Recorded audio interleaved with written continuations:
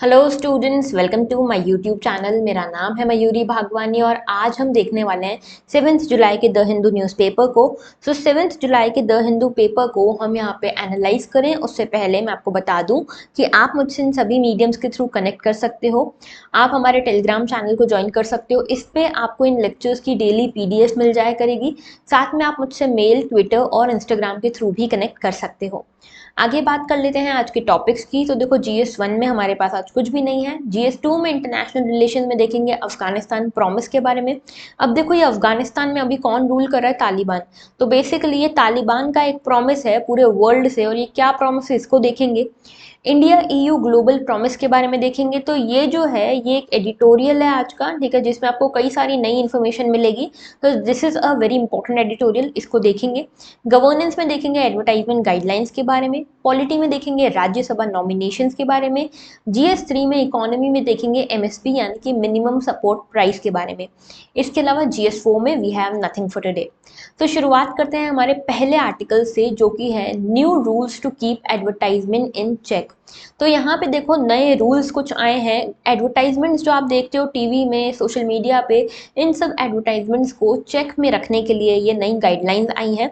और ये गाइडलाइंस लाने के पीछे जो अथॉरिटी है वो है CCPA यानी कि सेंट्रल कंज्यूमर प्रोटेक्शन अथॉरिटी। इन्होंने ये गाइडलाइंस इशू करी है, जिसमें इन्होंने फॉल्स और मिसलीडिंग जो एडवर्टाइजमेंट्स हैं उनको चेक करने की बात की हुई है कि किस तरह से उनको चेक किया जाएगा।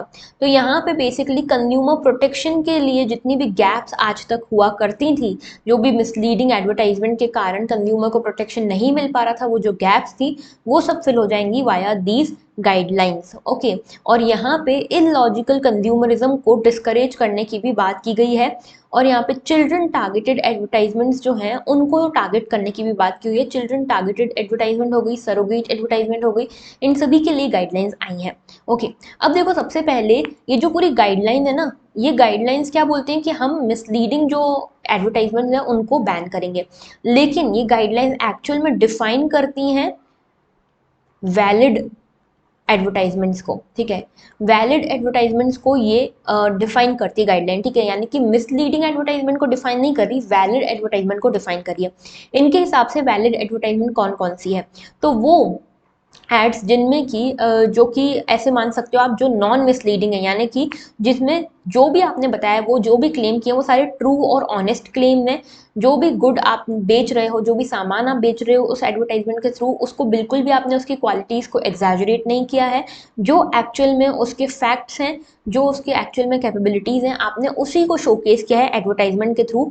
ये हो गई हमारी वैलिड एडवर्टाइजमेंट, ठीक है। और अगर मान लो आपने गलती से या फिर अनइंटेंशनली कुछ ऐसी चीज़ें एडवर्टाइजमेंट में इंक्लूड कर दी जिससे थोड़ा सा एग्जैजरेट हो रही है उसकी कैपेबिलिटीज़, तो फिर आप उसके अगेंस्ट प्रॉम्प्ट एक्शन लो और कंज्यूमर को उस प्रोडक्ट की डिफिशियंसी भी बताओ, ठीक है। अगर आप ये सारे काम करते हो अपनी एडवर्टाइजमेंट में, यानी कि पहली चीज़ तो आप जिस भी गुड को बेच रहे हो उसकी एक्यूरेट जानकारी दो, ठीक है। ऐसा नहीं कि एग्जैजरेटेड क्लेम्स करने हैं।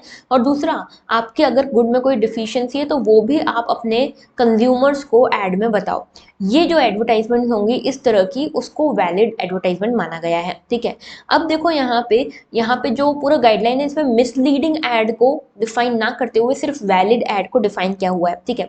अब यहाँ पे एक बात हो रही है सरोगेट एडवर्टाइजमेंट की। सरोगेट एडवर्टाइजमेंट, ये सरोगेट एडवर्टाइजमेंट क्या होता है? देखो, पहली चीज तो ये सरोगेट एडवर्टाइजमेंट को बैन किया गया है। ये सरोगेट एडवर्टाइजमेंट बेसिकली ये है कि आप चीज एक बेच रहे हो, ठीक है। मतलब आपने जिस चीज की आप ऐड लगा रहे हो उसके पीछे, उसकी आड़ में चीज आप दूसरी बेच रहे हो। फॉर एग्जाम्पल, पान मसाला की आप ऐड कर रहे हो, ठीक है। पान मसाला की ऐड आपने लगाई और इस पान मसाला की आड़ में आप गुटखा बेच रहे हो, ठीक है, टोबैको बेच रहे हो। और टोबैको बेचना, टोबैको की ऐड करना हमारे देश में अलाउड नहीं है। तो आप पान मसाला की आड़ में बेसिकली टोबैको बेचने के लिए वो ऐड कर रहे हो, ये हो गई सरोगेट एड्स, ठीक है। तो ऐसी एड्स को यहाँ पे बैन किया गया है। और इसका जो टोबैको का एक्ट है ना, 2003 का है, जो बोलता है कि आप टोबैको के लिए कोई एडवर्टाइजमेंट हमारे देश में नहीं कर सकते हो, ठीक है। इसके बाद देखो, एक दूसरी एडवर्टाइजमेंट जिसको बैन किया गया है वो है एडवर्टाइजमेंट टारगेटिंग चिल्ड्रन।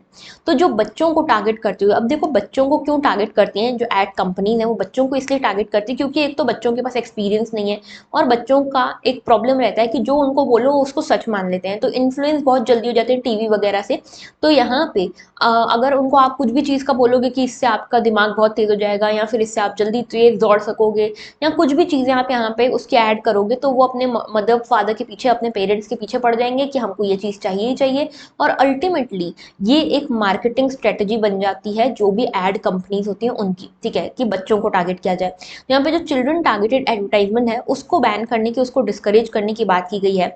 अब यहाँ पे देखो वो एडवर्टाइजमेंट जो कि एनकरेज करती है या इंस्पायर करती है या फिर अनरीजनेबली यहाँ पे बिहेवियर चेंज करने की कोशिश करती है बच्चों का, सो दैट वो बच्चों का जो इन एक्सपीरियंस है उसका एडवांटेज उठा सके, ठीक है, उनके भोले भाले होने का फायदा उठा सके। इस तरह की जो एड्स होती हैं जो उनके बिहेवियर को यहाँ पे इन्फ्लुएंस करती हैं, ठीक है, जैसे कि मान लो कोई ऐसा चिप्स का हो गया या फिर वेफर्स की एड्स हो गई, ठीक है, ये इस तरह की जो एड्स होती हैं अनहेल्दी फूड की, जो कि नेगेटिव एक तरह की वाइब्स फैलाए चिल्ड्रन में फॉर द पॉजिटिव फूड, ठीक है, जैसे कि दो तरह के फूड हो सकते हैं, अच्छा फूड हो सकता है, ठीक है, जो ग्रीन वेजिटेबल्स वगैरह है, और दूसरा हो गया जंक फूड। तो जंक फूड की अगर एक एडवर्टाइजमेंट आती है जो बच्चा देखता है और उसका जो इंक्लिनेशन है वो इस जंक फूड की तरफ बनता है, और जो ग्रीन वेजिटेबल है उसकी तरफ अगर उसका एक नेगेटिव यहाँ पे इंटेंशन या वाइब डेवलप होती है, बिलीव डेवलप होता है, तो उस केस में ये जो एडवर्टाइजमेंट है इसको यहाँ पे डिस्करेज करने की बात करती है ये गाइडलाइंस, ठीक है।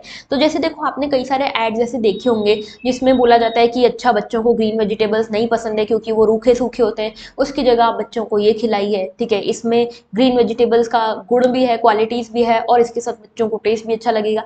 इस तरह के जो एड्स आते हैं ना उसमें क्या हो रहा है कि ग्रीन वेजिटेबल्स को लेकर एक नेगेटिव फीलिंग आ रही है उसमें, है ना। तो इस तरह की एड्स को डिस्करेज करने की बात की गई है। और एक चीज़ ये भी बोली गई है, जैसे जो ऐसे जो एड्स होते हैं जैसे चिप्स हो गए, वेफर्स हो गए, बेवरेजेस हो गए, कोल्ड ड्रिंक्स हो गई, इनको यहाँ पे जो एक्सक्लूसिवली चिल्ड्रन ओरिएंटेड चैनल्स हैं जैसे कि मान लो कार्टून नेटवर्क हो गया या इस तरह के जो बच्चे, सिर्फ बच्चे देखते हैं ना जो चैनल्स, उनके ऊपर इस तरह के एड्स ना आए, ठीक है, ये भी चीज़ यहाँ पे इस गाइडलाइन में बोली गई है। अब जब ये वाली बात करते हैं तो जैसे ये वाला जो चैनल है कार्टून नेटवर्क या जो भी ऐसे चैनल्स हो गए बच्चों के, वो यहाँ पे क्लेम कर सकते हैं कि ये राइट टू इक्वालिटी आर्टिकल 14 के अगेंस्ट है, हम तो रेवेन्यू ही नहीं कमा पाएंगे ऐसे, ये फिर चैनल्स ऐसा कहेंगे, ठीक है। तो बेसिकली ये जो मार्केटिंग स्ट्रेटजी है एडवर्टाइजमेंट कंपनी की कि यहाँ पे जो इमेच्योरिटी है बच्चों की, यंगर ऑडियंस की, उनको हथियार बना के ये जो एड्स प्रमोट कर रहे हैं, गुड्स प्रमोट कर रहे हैं, इसको यहाँ पे बैन करने की, डिस्करेज करने की बात की है। और यहाँ पे right to be informed and right to choose, इसको ज़्यादा एनकरेज किया गया है, ओके। अच्छा, दूसरे रिफॉर्म्स क्या किए गए हैं, तो देखो यहाँ पे एक चीज़ बोली गई है कि अगर कोई भी एड में ऐसा कुछ क्लेम होता है कि ये चीज़ जो है इससे ये हो जाएगा, जैसे आप देखते हो कई सारे जो मिल्क एडिटिव्स होते हैं, बॉर्नविटा हो गया या बहुत सारे कॉम्प्लेन वगैरह, वो सब ये क्लेम करते हैं कि इसमें आपकी हाइट बढ़ जाएगी, इसमें आपका दिमाग तेज चलेगा, इस तरह के क्लेम्स करते हैं, है ना। पार्ले जी में जी माने जीनियस, इस तरह के जो क्लेम्स होते हैं, यहाँ पे जब तक आपके पास प्रॉपर सबूत नहीं है, प्रॉपर फैक्ट्स नहीं है, आप इस तरह के क्लेम्स नहीं कर सकते, ये भी इस एडवर्टाइजमेंट गाइडलाइन में कहा गया है, ठीक है। अब देखो दूसरी चीज़ ये कि अगर आप जैसे भी इस तरह के छोटे मोटे भी अगर आप क्लेम करते हो तो उसके पहले आपको डिस्क्लेमर देना पड़ेगा, ठीक है। डिस्क्लेमर में प्रॉपर्ली आपको बताना है कि यहाँ पे आपके गुड में एक्चुअल में क्या क्या चीज़ें हैं, क्या चीज़ें नहीं है। जैसे आप देखते हो ना सीरियल्स के पहले डिस्क्लेमर आता है, वैसे ही आपको एड्स के पहले डिस्क्लेमर देना पड़ेगा ऐसे केस में, ठीक है। और ये जो गाइडलाइन है ये ड्यूटीज इम्पोज करती है किसके ऊपर, मैन्युफैक्चरर्स के ऊपर, सर्विस प्रोवाइडर और एडवर्टाइजमेंट एजेंसी, इन सभी के ऊपर ड्यूटी इम्पोज होती है। और ये जो गाइडलाइन है अगर इसको प्रॉपरली इम्प्लीमेंट किया जाता है तो काफ़ी अच्छा इफेक्ट ये हमारे सोसाइटी पर डाल सकती है। कुल मिला के ये है। तो देखो शॉर्ट में अगर मैं आपको समझाऊं कि इसमें क्या क्या चीज़ें कहा है, तो देखो यहाँ पे पहली चीज़ तो मिसलीडिंग एडवर्टाइजमेंट क्या होगी, ये देखो मिसलीडिंग एडवर्टाइजमेंट वो होगी जो कि फॉल्सली डिस्क्राइब करेगी किसी भी प्रोडक्ट या सर्विस को। दूसरी चीज़ यहाँ पे मिसलीडिंग एडवर्टाइजमेंट वो होगी जो कि फॉल्स गारंटी देगी, ठीक है, जैसे कि आपको फॉल्स गारंटी दे दी कि आपको आपकी हाइट तो इतनी बढ़ जाएगी बॉर्नविटा या कॉम्प्लेन पी के, तो ये जो फॉल्स गारंटी है अगर ऐसी कोई ऐड आप देखते हो तो वो मिसलीडिंग ऐड है, ठीक है। तीसरी deliberately conceals it's important information, अगर आप डेलिबरेटली जानबूझ के उसकी इंपॉर्टेंट इन्फॉर्मेशन को हाइड कर रहे हो, जैसे कि उसके इंग्रेडिएंट्स जो भी गुड आप बेच रहे हो उसके अगर आप इंग्रेडिएंट्स को हाइड करते हो या इस तरह की कोई भी इंफॉर्मेशन, जैसे कि कोई एलर्जी आपको उससे हो सकती है या इसमें ये सब चीज़ें इंग्रेडिएंट्स हैं, इस तरह की अगर कोई इन्फॉर्मेशन को आप हाइड कर रहे हो, that is also misleading advertisement. ठीक है, अब इसमें देखो एक होती है बैड एडवर्टाइजमेंट। बैड एडवर्टाइजमेंट क्या होती है, जहाँ पे गुड्स और सर्विसेज जो भी आप प्रोवाइड कर रहे हो, ऑफर कर रहे हो, उसको इतने लो प्राइसेस पे कर रहे हो कि आप उससे कंज्यूमर्स को अट्रैक्ट कर सको। सो बेसिकली वो जो गुड्स है, वो जो सर्विसेज है, वो उतनी अच्छी नहीं है, लेकिन आप जस्ट लोगों को, जनता को यहाँ पे अट्रैक्ट करने के लिए बहुत कम, बहुत लो प्राइजेस पे उस गुड को बेचने की यहाँ पे ऐड लगा रहे हो। दूसरा है सरोगेट या इनडायरेक्ट एडवर्टाइजमेंट। आप चीज किसी और को, मतलब एडवर्टाइजमेंट में कोई और चीज दिखा रहे हो और एक्चुअल में आप बेचना कुछ और जा रहे हो, जैसे कि मैंने बताया पान मसाला और टोबैको वाली चीज। ठीक है, उसके बाद free claim advertisement. Free claim advertisement का मतलब ये है कि आप यहाँ पे फ्री में कोई भी चीज क्लेम कर सकते हो। जैसे होता है ना end of sale, end of season sale लगती है, तो आप सिर्फ क्लेम करने के या फिर आप चीज को बुक करने के या फिर आप चीज की डिलीवरी के बस इसके पैसे देते हो, एक्चुअल में जो चीज है उसके पैसे नहीं देते हो। तो इस तरह की जो एडवर्टाइजमेंट होती है, ये सब मिसलीडिंग में आएंगी। ओके, अब देखो यहाँ पे क्या क्या बैन हुआ है। एक तो मिसलीडिंग और सरोगेट एडवर्टाइजमेंट्स को बैन किया गया है। ठीक है, उसके बाद वो एडवर्टाइजमेंट जो इस तरह की एनकरेज करती है प्रैक्टिसेस को, जो चिल्ड्रन की फिजिकल और मेंटल वेलबींग के लिए ठीक नहीं है। ठीक है, उसके बाद जो क्लेम्स ऐसे होते हैं जिसमें आपको ये बोला जाता है कि अगर आप इस प्रोडक्ट को कंज्यूम करोगे तो फिजिकल और मेंटल एबिलिटीज आपकी बढ़ जाएंगी। अगर वो बढ़ सकती हैं, बढ़ती हैं, फैक्ट है आपके पास साइंटिफिक, तब तो ठीक है। बिना साइंटिफिक एविडेंस से आप इन तरह की एडवर्टाइजमेंट्स को नहीं चला सकते। इसके बाद देखो, वो एड्स जो बच्चों को टारगेट करती है और उनके दिमाग में नेगेटिव इमेजेस क्रिएट करती हैं, इस तरह की एड्स को बैन किया गया है। और चौथा है advertisement giving impression that advertise products are better than the traditional food. तो जब आपके एड में ये लग रहा है कि आपका जो ट्रेडिशनल फूड है, जो नॉर्मल फूड है, नेचुरल फूड है, उससे अच्छा फूड है ये, ठीक है, अगर आप इस तरह के क्लेम्स कर रहे हो, तो वो जो एडवर्टाइजमेंट है उसको भी बैन किया गया है। ठीक है, अब यहाँ पर डिस्क्लेमर्स ऐड करने पड़ेंगे मैन्युफैक्चरर्स और एडवर्टाइजमेंट, जो एडवर्टाइजमेंट एजेंसी है उसको।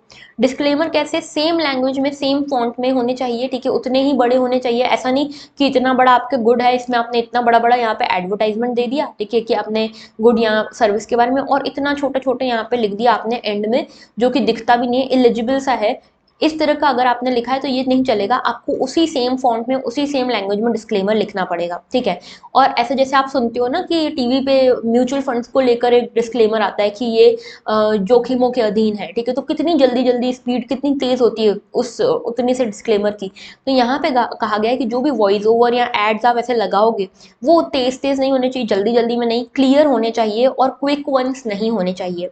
उसके अलावा जो ओनर या प्रमोटर कंपनी है, उसको अपने स्टेक यहाँ पे डिस्क्लोज करने पड़ेंगे कि मुझे कितने स्टेक्स इस पे मिल रहे हैं।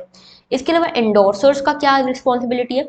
एंडोर्सर यानी कि जो ऐड करते हैं, उनकी ये रिस्पॉन्सिबिलिटी है कि जो भी इंफॉर्मेशन उनके पास है प्रोडक्ट की, उसको प्रॉपरली जांच ले, और प्रोडक्ट जिसको भी वो एंडोर्स करने वाले हैं उसको प्रॉपरली जांच ले, उसके बाद ही उसके बारे में एंडोर्स करें। ठीक है, तो ये हमने शॉर्ट में देख लिया कि इस पूरे आर्टिकल में क्या लिखा है।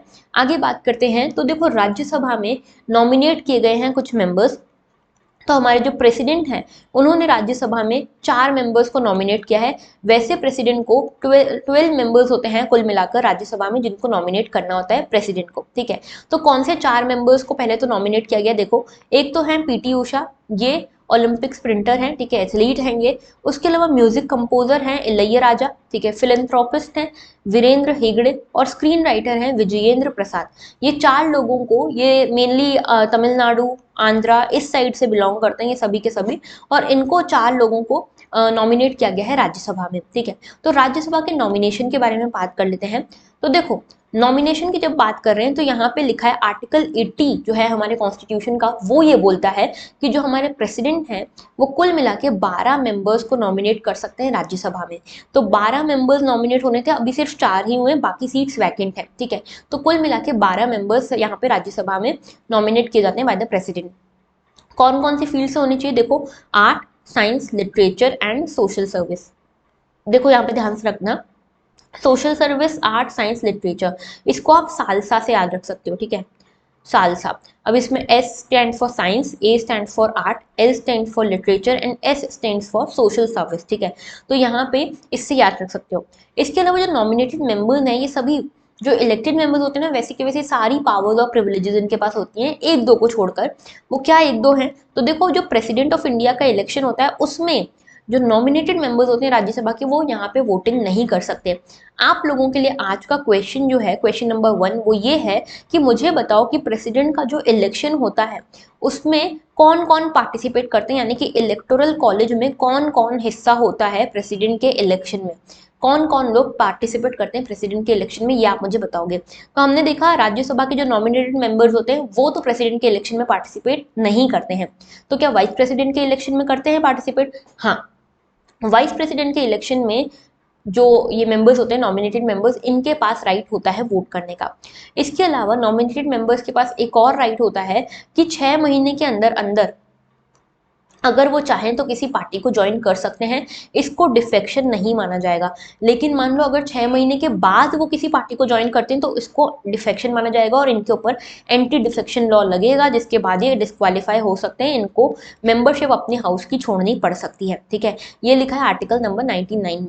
इसके अलावा देखो यहाँ पे एक चीज और है कि नॉमिनेटेड मेंबर्स को इलेक्टेड मेंबर्स जैसे अपनी प्रॉपर्टी, अपने जो भी असेट्स हैं, लाइबिलिटीज हैं, वो सब शोकेस नहीं करनी पड़ती। तो nominated members are exempted from filing his assets or liabilities under section 75A of RPA Act 1951। तो अगर आप देखोगे कि इलेक्टेड मेंबर्स जो होते हैं ना, उनको इलेक्ट होने के 90 डेज के अंदर अंदर अपनी सारी प्रॉपर्टी, अपने सारे असेट्स, सारी लाइबिलिटीज को फाइल करना पड़ता है। लेकिन ये चीज नॉमिनेटेड मेंबर्स को नहीं करनी पड़ती है। ये कुछ चीजें थी जो बहुत इंपॉर्टेंट है, आपसे सीधे प्रीलिम्स में क्वेश्चन पूछ सकते हैं इन सब चीजों के बारे में। ओके, तो याद रखना है। आगे बात करते हैं, MSP should continue till market become efficient. तो देखो पूरी न्यूज ये है कि यहाँ पे काफी प्रोटेस्ट चल रहा है since the days of farmers protest. ठीक है, तब से ये चल रहा है और फार्मर्स जो है वो कब से लेकर इस चीज की मांग कर रहे हैं कि आप हमको रिटर्न में दो कि एमएसपी डिसकंटिन्यू नहीं होगा। अब ये एमएसपी क्या है? Minimum support price. ये मिनिमम सपोर्ट प्राइस क्या होता है? देखो मिनिमम सपोर्ट प्राइस का मतलब है, मान लो ये ए है, ये एक फार्मर है, ठीक है, इस ए ने कुल मिला के 100 रुपीज इनपुट लगाया, ठीक है, और इसने कुछ क्रॉप उगाई। इस क्रॉप को ये बेचने गया तो ये चाहता है कम से कम मुझे यहाँ पे 150-200 रुपए तो मिले इसके, ठीक है, लेकिन ये बेचने जाता है मार्केट में और मार्केट में इसको मिलता है सिर्फ 120 रुपीज। ठीक है, 120 रुपीज इसको देने के लिए तैयार है मार्केट में जो बायर है वो। अब ये बोलता है कि मैंने तो लगाए ही 100 रुपए, तो क्या सिर्फ 20 रुपए के लिए मैंने 6 महीने मेहनत करी थी? ऐसा तो सही नहीं है। तो यहाँ पे गवर्नमेंट इसके हेल्प में आती है और गवर्नमेंट बोलती है कि एक काम करते हैं, जितना भी आपने इनपुट लगाया उसका 1.5 टाइम्स, यानी कि अगर आपने 100 रुपए लगाए तो 150 रुपए हम आपको देंगे, आप हमको ये क्रॉप जो भी है आपका वो बेचो। ठीक है, तो ये जो 150 रुपीज प्रॉमिस किए गए हैं गवर्नमेंट के द्वारा ए को, ये होता है एमएसपी यानी कि मिनिमम सपोर्ट प्राइस, कि आपका जो क्रॉप है जिसमें भी आपका जो भी इनपुट लगा है उसका 1.5 टाइम्स गवर्नमेंट आपको देगी अगर आपको मार्केट में वो रेट नहीं मिल रहा है तो। ठीक है, तो ये इसकी बात की जा रही है। अभी तक एमएसपी दिया जा रहा था कुल मिला के 23 क्रॉप्स पे। ठीक है, अभी इसके बारे में बहुत डगमगा रहा है ये मामला कि एमएसपी कंटिन्यू होगा या नहीं होगा। तो देखो यहाँ पे संयुक्त किसान मोर्चा काफी टाइम से इस चीज की मांग रख रहा है कि हमें एमएसपी पूरा चाहिए, एमएसपी आगे भी कंटिन्यू हो। अब नीति आयोग ने इसी के बारे में कुछ चीजें बोली है। नीति आयोग ने क्या कहा है, देखो इन्होंने बोला है एमएसपी को हमको कंटिन्यू करना पड़ेगा अगर हमको अपने मार्केट को, एग्रीकल्चर वाले मार्केट को इफिशिएंट और कॉम्पिटिटिव बना के रखना है तो। ठीक है, अब एमएसपी जो है उसको दूसरे मीडियम्स के थ्रू भी दिया जा सकता है, जैसे कि नीति आयोग ने एक चीज रिकमेंड की है कि गवर्नमेंट सीधे इनसे क्रॉप ना खरीदे। ठीक है, इसकी जगह जो प्राइस डिफिशियंसी वाला जो पेमेंट होता है, यानी कि इसका फुल फॉर्म है डिफिशियंसी प्राइजिंग पेमेंट। ठीक है, इस सिस्टम को हम अपना सकते हैं। इसका मतलब क्या है? इसका मतलब यह है कि मान लो ए को मार्केट में 120 रुपीज ही मिल रहे हैं उसके क्रॉप के, तो गवर्नमेंट बोले कि ठीक है आप मार्केट में इसको बेच दो, इसके बदले यहाँ पे आपको 120 मिल रहा है, हम आपको 150 देने वाले थे, तो 120 तो आपको मार्केट से मिल गया, बाकी बचे 30 रुपए हम आपको दे देंगे खुद से। ठीक है, आप हमको कुछ भी मत दो, हम आपको 30 रुपए खुद से दे देंगे। तो ये जो डिफरेंस हुआ ना मार्केट में जो मिल रहा है और एमएसपी जो था, वो जो डिफरेंस हुआ गवर्नमेंट खुद से वो चीज दे दे, वो प्रोवाइड कर दे ए को, तो ये होती है deficiency pricing payment scheme. Okay, तो नीति आयोग ने बोला कि हम ये भी कर सकते हैं, लेकिन जो किसान है, जो किसान संयुक्त किसान मोर्चा है और जितने भी फार्मर्स यूनियन है, वो सब इसके अगेंस्ट है और इनका मानना है कि नहीं, हमको तो सिर्फ एमएसपी ही चाहिए और एमएसपी आप हमको लिखित में दो कि आप एमएसपी को डिसकंटिन्यू नहीं करोगे। तो एमएसपी हमारे लिए इंपॉर्टेंट हो जाता है। एमएसपी देखो क्या है, मिनिमम सपोर्ट प्राइस, जिसमें कि government purchases crops from the farmers. तो यहाँ पे वो रेट जिसपे गवर्नमेंट परचेज करता है क्रॉप्स को फार्मर्स से। ठीक है, और ये एक ऐसे कैलकुलेशन पे बेस्ड है जहाँ पे जितना भी आपका इनपुट कॉस्ट लगा है उसका 1.5 टाइम्स आपको गवर्नमेंट पे करेगी अंडर दिस एमएसपी स्कीम।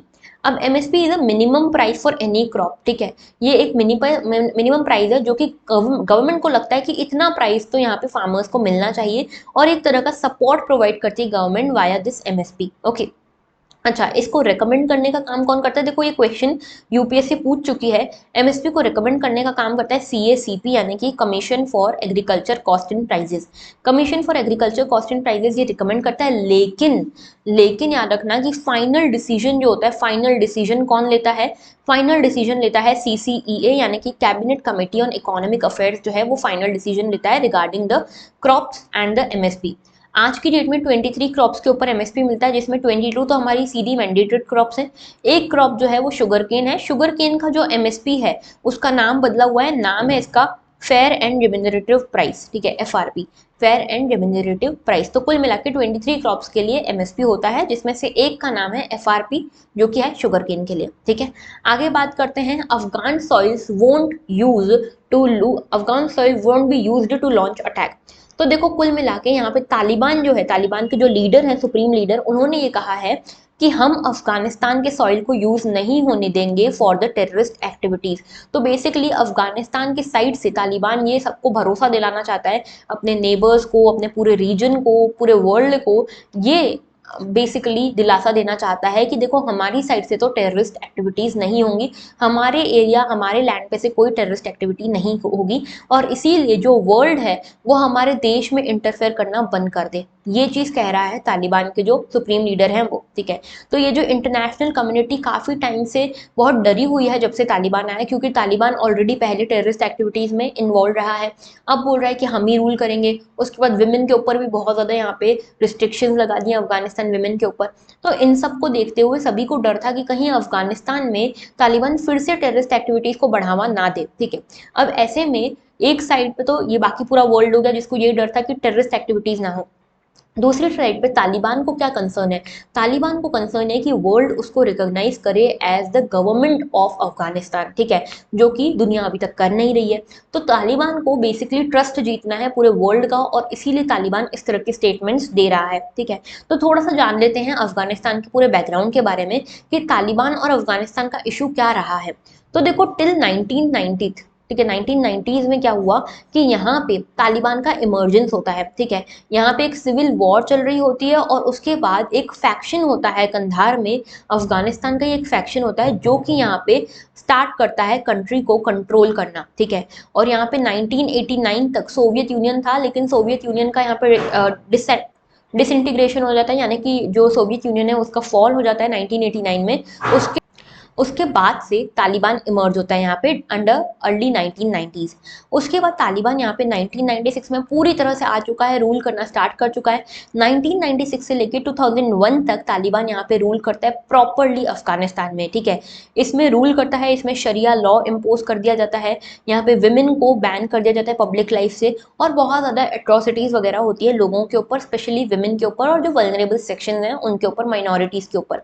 आगे बात होती है 9/11 का अटैक होता है यूएस के वर्ल्ड ट्रेड सेंटर में, और पता लगता है कि जो अटैक है वो हुआ है तालिबान के अलकायदा साइड से, ठीक है। ये अलकायदा जो है तालिबान का ही पार्ट हुआ करती थी। अलकायदा के ओसामा बिन लादेन ने ये अटैक किया है, तो रातों रात यहाँ पे अफगानिस्तान में घुसता है अमेरिका और ओसामा बिन लादेन को मार गिराता है। 14,000 ट्रूप्स अफगानिस्तान में घुसते हैं यूएस के, और उसके बाद धीरे धीरे ये ट्रूप्स बढ़ते जाते हैं, और कुल मिला के तालिबान को बाहर भगा दिया जाता है बाय द यूएस, ठीक है। तालिबान को अफगानिस्तान से कंधार वगैरह से निकाल दिया जाता है।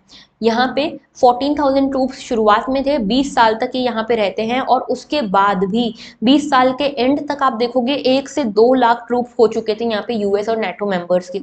उसके बाद भी 20 साल के बाद भी यहाँ पे ये जो ट्रूप्स हैं ये तालिबान को पूरी तरह जड़ से ख़त्म नहीं कर पा रहे थे। तालिबान कहीं ना कहीं फिर भी अफगानिस्तान में एग्जिस्ट कर रहा था। इसके बाद यूएस भी थक गया, और यूएस ने बीच में विड्रॉ कर लिया।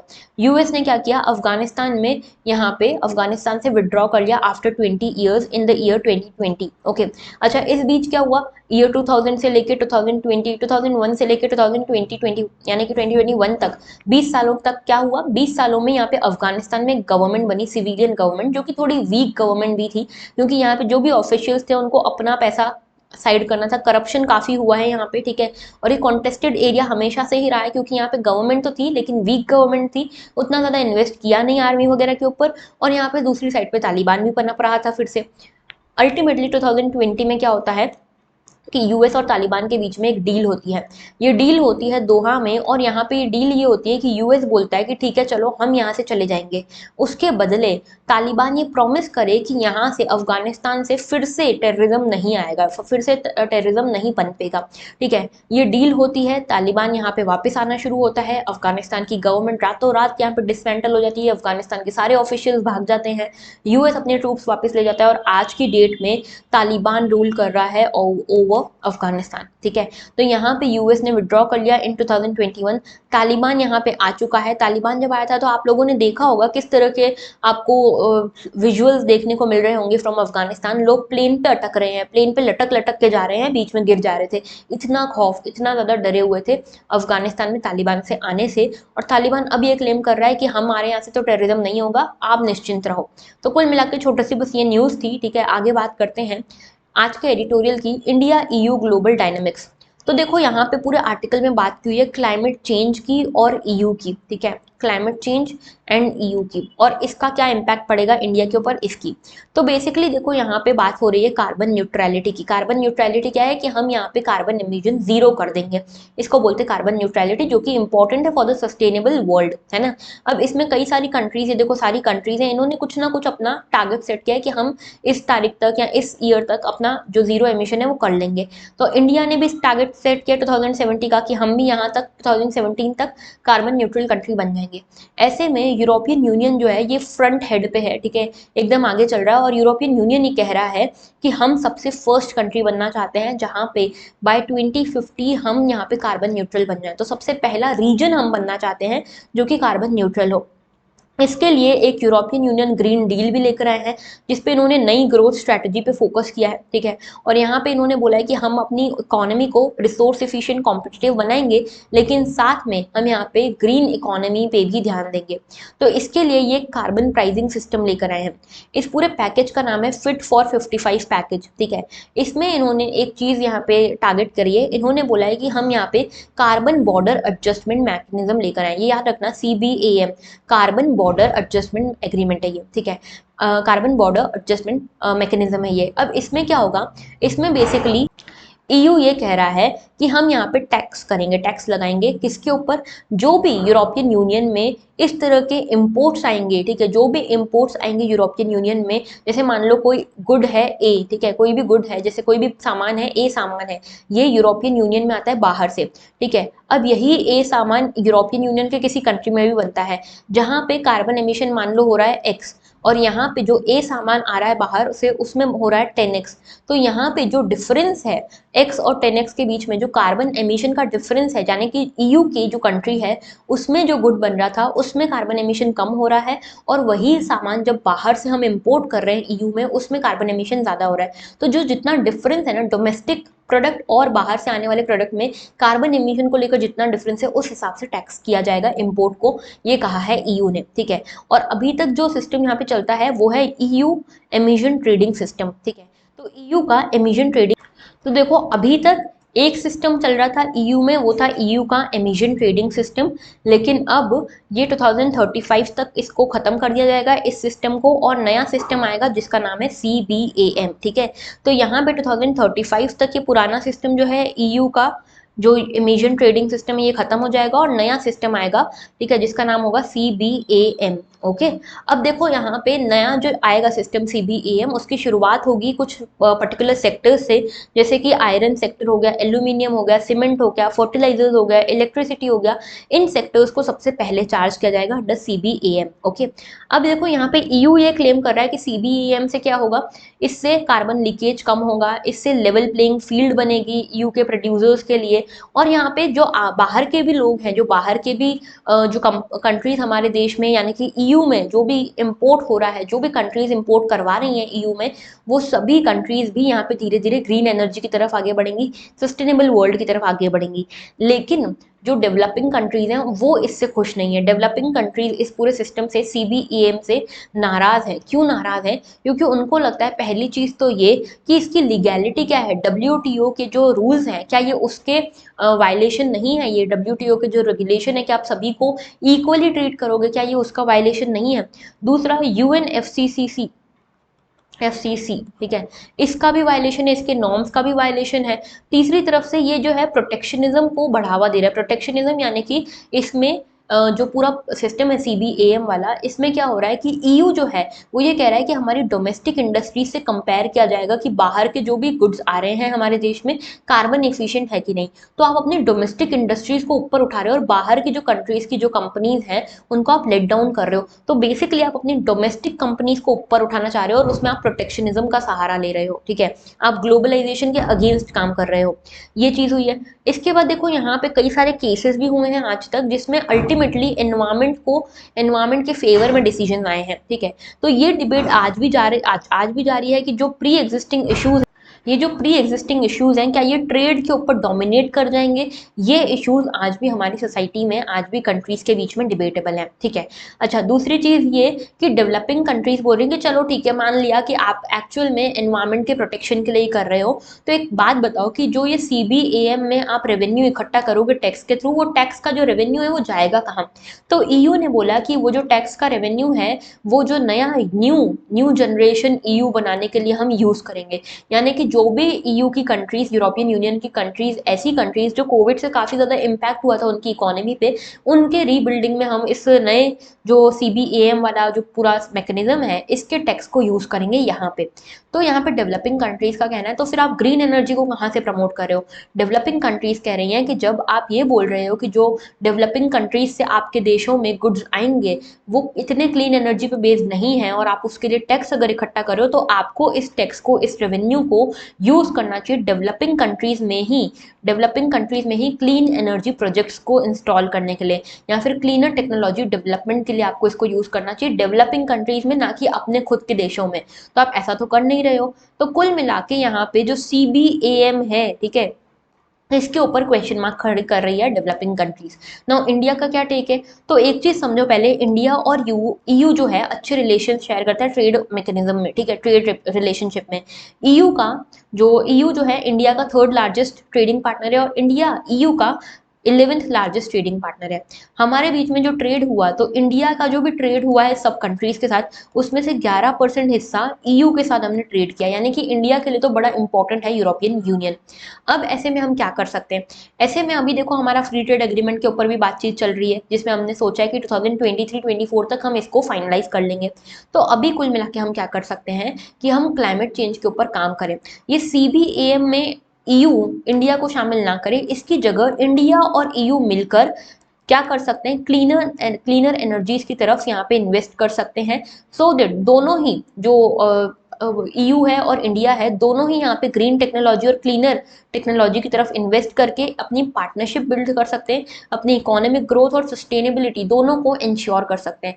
तो यहाँ पे कुल मिला के डेवलपिंग कंट्रीज का यही कहना है EU से, यूरोपियन यूनियन से, कि आप ये CBAM जो आपका मैकेनिज्म है वो सही नहीं है, वो डेवलपिंग कंट्रीज के अगेंस्ट जा रहा है और इसको आपको, अगर चलो आपको ये मैकेनिज्म लगाना भी है तो इसको फिर यूज भी डेवलपिंग कंट्रीज के अंदर क्लीन टेक्नोलॉजी को प्रमोट करने के लिए करो ना, आप अपने ही देशों में क्यों यूज कर रहे हो इसको। तो ये पूरा आर्टिकल था अबाउट CBAM, ठीक है। CBAM क्या था, फिर से एक बार फुल फॉर्म देख लो, कार्बन बॉर्डर एडजस्टमेंट मैकेनिज्म, ठीक है, तो याद रखना है ये, ठीक है। तो चलो हमारे आज के सारे आर्टिकल्स हो चुके हैं। आई होप आपको सारे आर्टिकल्स समझ में आए। मैंने आपसे आज एक क्वेश्चन पूछा है अबाउट प्रेसिडेंशियल इलेक्टोरल कॉलेज, ठीक है, तो आप मुझे इसका आंसर जरूर देना इन द कमेंट सेक्शन। बाकी अगर आपको लेक्चर अच्छा लगा हो तो लाइक जरूर करना, कमेंट जरूर करना, सब्सक्राइब जरूर करना और अपने दोस्तों के साथ शेयर भी करना। That was all. Thank you for watching and have a very good day.